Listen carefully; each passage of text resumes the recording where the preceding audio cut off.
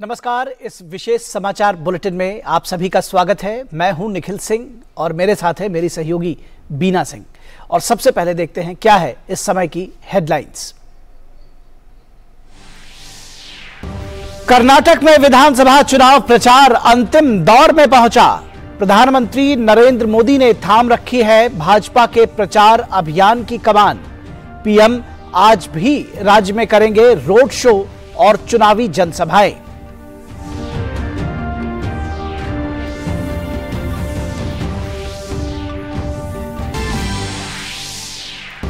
कर्नाटक में सभी राजनीतिक दलों ने झोंकी पूरी ताकत।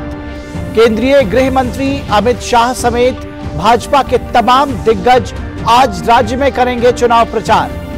वहीं कांग्रेस की तरफ से राहुल गांधी और प्रियंका कर रहे हैं धुआंधार प्रचार। जेडीएस समेत अन्य दल भी मतदाताओं को लुभाने में नहीं छोड़ रहे कोई कसर। मणिपुर में स्थिति अब धीरे धीरे हो रही है सामान्य। चुराचांदपुर में आज सुबह 7 बजे से 10 बजे तक कर्फ्यू में आंशिक रूप से दी जा रही है ढील। राज्य में सुरक्षा की चाक चौबंद व्यवस्था। राज्यपाल ने फिर की लोगों से शांति बनाए रखने की अपील।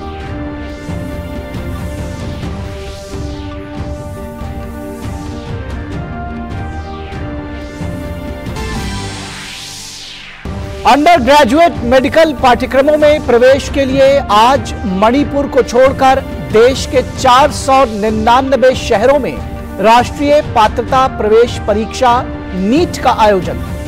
देश के बाहर 14 शहरों में भी होगी ये परीक्षा।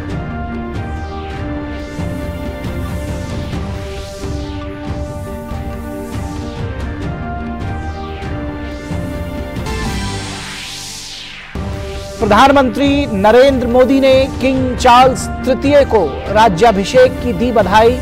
लंदन के वेस्टमिंस्टर एबी में चार्ल्स की ताजपोशी के उपराष्ट्रपति जगदीप धनखड़ समेत दुनिया भर के करीब 2000 मेहमान बने साक्षी।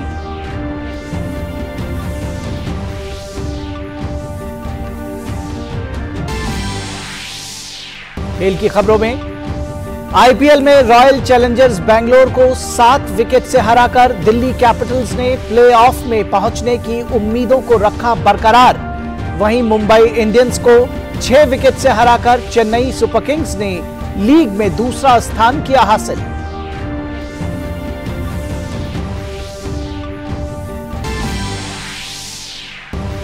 और रियल मैड्रिड ने 2014 के बाद पहली बार जीता कोपा डेल रे का खिताब। फाइनल में ओसासुना को 2-1 से हराया। रियल मैड्रिड के लिए रोड्रिगो ने किए दोनों गोल।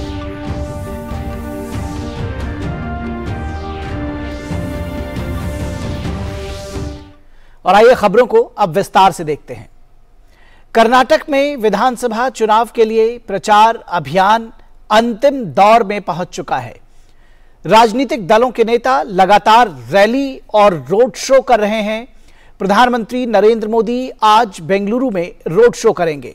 इसके साथ ही पीएम मोदी राज्य में चुनावी जनसभाएं भी करेंगे।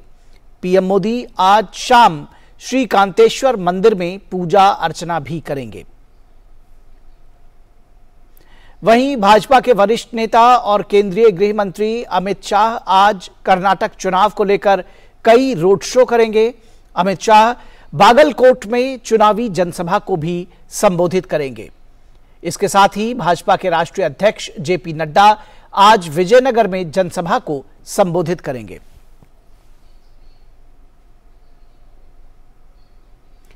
दूसरी तरफ कांग्रेस के चुनाव प्रचार की कमान सोनिया गांधी ने संभाली। सोनिया गांधी ने हुबली में एक रैली को संबोधित किया। वहीं कांग्रेस नेता राहुल गांधी ने बेलगावी और चिक्कोडी में 2 जनसभाओं को संबोधित किया। राज्य की क्षेत्रीय पार्टी जनता दल सेकुलर का भी धुआंधार चुनावी प्रचार जारी है। चुनाव प्रचार के अंतिम चरण में जेडीएस प्रमुख कुमारस्वामी ने पार्टी का घोषणा पत्र जारी किया। निर्वाचन आयोग ने भाजपा के खिलाफ अखबारों में प्रकाशित भ्रष्टाचार रेट कार्ड विज्ञापनों को लेकर कांग्रेस की कर्नाटक इकाई को नोटिस जारी किया है। आयोग ने कहा कि आरोपों को साबित करने के लिए आज शाम तक इस बारे में पूरा साक्ष्य उपलब्ध कराया जाए। भारतीय जनता पार्टी द्वारा दर्ज कराई गई शिकायत के बाद चुनाव आयोग ने कांग्रेस को शनिवार को नोटिस जारी किया। अंडर ग्रेजुएट मेडिकल पाठ्यक्रमों में प्रवेश के लिए आज देश के 499 शहरों में राष्ट्रीय पात्रता प्रवेश परीक्षा नीट आयोजित की जाएगी। वहीं राष्ट्रीय टेस्टिंग एजेंसी ने उन उम्मीदवारों की परीक्षा रद्द कर दी है जिनका केंद्र मणिपुर में आवंटित था। ऐसे उम्मीदवारों के लिए बाद में परीक्षा आयोजित की जाएगी। नीट परीक्षा देश के बाहर 14 शहरों में भी आयोजित हो रही है। परीक्षा दोपहर बाद 2 बजे से शुरू होकर शाम 5:20 तक चलेगी। परीक्षा के लिए पंजीकरण करा चुके विद्यार्थी नीट की वेबसाइट neet.nta.nic.in से प्रवेश पत्र डाउनलोड कर सकते हैं। मणिपुर में स्थिति अब धीरे धीरे सामान्य हो रही है। चुराचांदपुर में कानून और व्यवस्था की स्थिति में सुधार को देखते हुए आज सुबह 7 बजे से 10 बजे तक कर्फ्यू में आंशिक रूप से ढील दी जा रही है। वहीं शनिवार को इम्फाल घाटी में जनजीवन सामान्य नजर आया और ज्यादातर बाजार और दुकानें खुली रहीं। सड़कों पर वाहन भी दौड़ते दिखाई दिए। इस बीच राज्य में सुरक्षा व्यवस्था भी चाक चौबंद दिखाई दी। सुरक्षा के मद्देनजर सभी प्रमुख क्षेत्रों और सड़कों पर सुरक्षा बलों की भारी तैनाती देखी गई। स्थिति को नियंत्रित करने के लिए सेना और असम राइफल्स के 55 टुकड़ियों को तैनात किया गया है। सेना ने फ्लैग मार्च किया। म्यांमार की सीमा से लगे इलाकों में सेना लगातार हेलीकॉप्टर द्वारा निगरानी रखे हुए है। वहीं राज्यपाल ने फिर से लोगों से शांति बनाए रखने की अपील की है।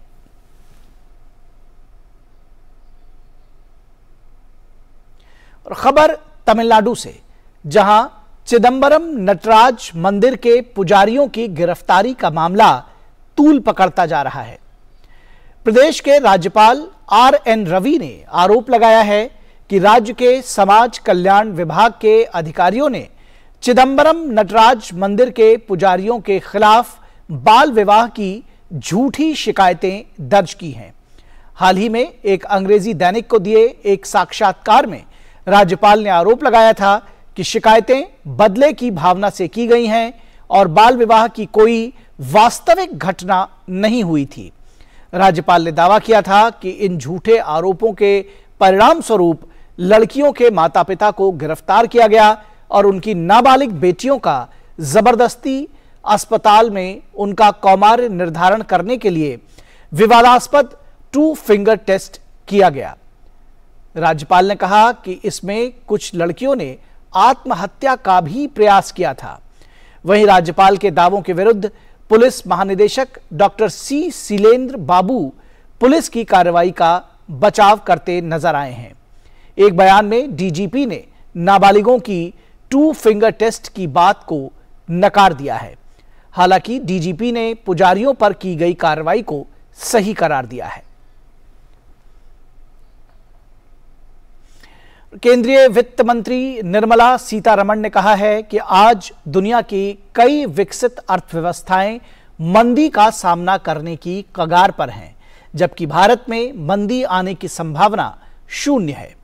बेंगलुरु में redefining global order the Indian way theme पर आयोजित कार्यक्रम को संबोधित करते हुए वित्त मंत्री ने कहा कि भारत में मंदी की संभावना शून्य है, लेकिन हम आत्मसंतुष्ट होकर नहीं बैठ सकते क्योंकि हमने 2047 तक एक विकसित और उन्नत अर्थव्यवस्था बनने का लक्ष्य रखा है। ब्रिटेन में शनिवार को प्रिंस चार्ल्स का राज्याभिषेक किया गया।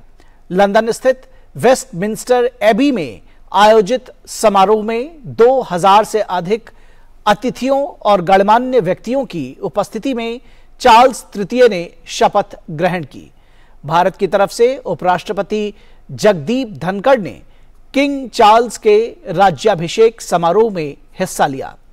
कैंटरबरी के आर्च बिशप ने किंग चार्ल्स को सेंट एडवर्ड का ताज पहनाया। इसके बाद उनकी पत्नी कैमिला को रानी के रूप में ताज पहनाया गया। ताजपोशी के समय लंदन, एडिनबर्ग और हिल्सबोरो सहित समूचे ब्रिटेन में 13 स्थानों पर तोपों की सलामी दी गई और वेस्टमिंस्टर एबी की घड़ी 2 मिनट तक बजती रही। प्रधानमंत्री नरेंद्र मोदी ने किंग चार्ल्स को बधाई दी है। पीएम ने ट्वीट कर कहा, किंग चार्ल्स तृतीय और रानी कैमिला को उनके राज्याभिषेक पर हार्दिक बधाई। हमें यकीन है कि आने वाले वर्षों में भारत ब्रिटेन संबंध और मजबूत होंगे।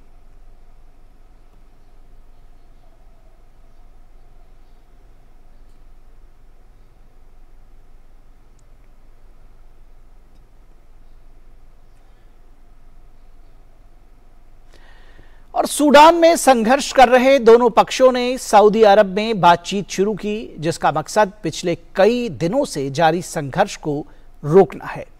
अमेरिका और सऊदी अरब ने एक संयुक्त बयान में कहा कि सूडान में दोनों पक्षों में जंग छिड़ने के बाद पहली बार सेना और अर्धसैन्य रैपिड सपोर्ट फोर्सेस के प्रतिनिधियों ने सऊदी अरब के तटीय शहर जद्दा में वार्ता शुरू की है। सऊदी अरब और अमेरिका ने दोनों पक्षों से संघर्ष विराम की दिशा में बातचीत में सक्रिय रूप से शामिल होने और संघर्ष को समाप्त करने का आग्रह किया, जो सूडानी लोगों की परेशानियों को दूर करेगा। सेना तथा आरएसएफ के अधिकारियों ने बताया कि वार्ता से खार्तूम तथा पड़ोसी और मुर्दमान शहर से मानवीय गलियारे खोलने पर बातचीत होगी, जो इस संघर्ष के केंद्र रहे हैं। आरएसएफ के अधिकारियों ने कहा कि वे संघर्ष विराम की निगरानी के तंत्र पर भी चर्चा करेंगे, जो संघर्ष रोकने में नाकाम रहा है। खबर क्रिकेट के मैदान से। दिल्ली कैपिटल्स ने आईपीएल में रॉयल चैलेंजर्स बेंगलोर को 7 विकेट से हरा दिया। इस जीत के साथ ही दिल्ली ने प्लेऑफ की अपनी उम्मीदों को कायम रखा है। उसे अभी 4 मैच और खेलने हैं। टॉस जीतकर पहले बल्लेबाजी करते हुए बेंगलोर ने 20 ओवर में 4 विकेट पर 181 रन बनाए। जवाब में दिल्ली ने 16.4 ओवर में 3 विकेट पर 187 रन बनाकर मैच को अपने नाम कर लिया। और आईपीएल में शनिवार को खेले गए मुकाबले में चेन्नई सुपर किंग्स ने जीत की लय वापस कर ली है। चेन्नई ने घरेलू मैदान पर मुंबई इंडियंस को 6 विकेट से हरा दिया। इस जीत के साथ ही चेन्नई की टीम 13 अंकों के साथ अंक तालिका में दूसरे स्थान पर पहुंच गई है। मुंबई से जीत के लिए मिले 140 रन के लक्ष्य को चेन्नई ने 4 विकेट खोकर 17.4 ओवर में ही हासिल कर लिया। तो इस समाचार बुलेटिन में बस इतना ही। हमारी पूरी टीम को दीजिए इजाजत। नमस्कार।